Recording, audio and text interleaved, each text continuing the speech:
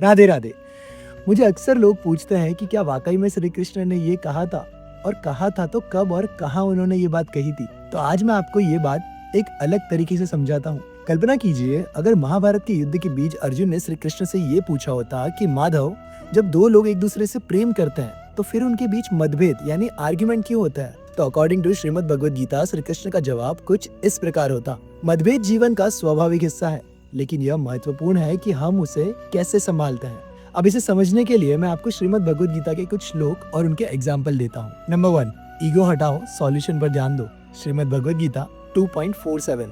युद्ध से पहले अर्जुन संशय में थे, क्या मैं सही हूँ या गलत। श्री कृष्ण ने उन्हें सिखाया कि तुम्हारा अधिकार केवल कर्म पर है, फल पर नहीं। अब इसे रिश्ते पर लागू करें तो अगर कोई आर्ग्यूमेंट हो जाए तो यह मत सोचो कि मैं सही हूँ, मुझे जीतना है, बल्कि ये सोचो कि मुझे सॉल्यूशन निकालना है, क्योंकि रिश्ता आर्ग्यूमेंट से बड़ा है, प्रॉब्लम से भी बड़ा है। नंबर 2, क्रोध को नियंत्रित करना, गुस्से पर काबू।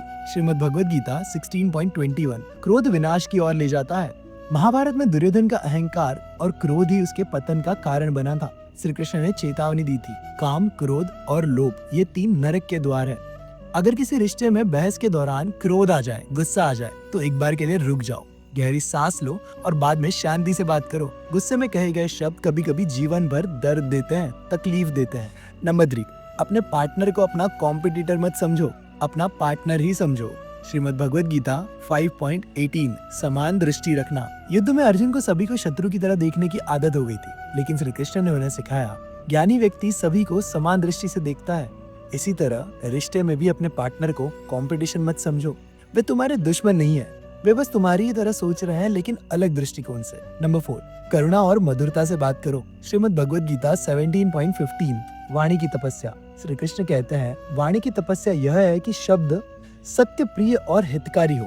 रिश्तों में अक्सर लोग कहते हैं कि तुम हमेशा ऐसा करते हो, इसकी बजाय तुम कहो, मुझे लगता है कि हम इसे मिलकर सुधार सकते हैं, सुलझा सकते हैं। शब्दों में प्रेम और करुणा होनी चाहिए। नंबर 5, प्रेम और विश्वास बनाए रखो। श्रीमद् भगवद गीता 9.22।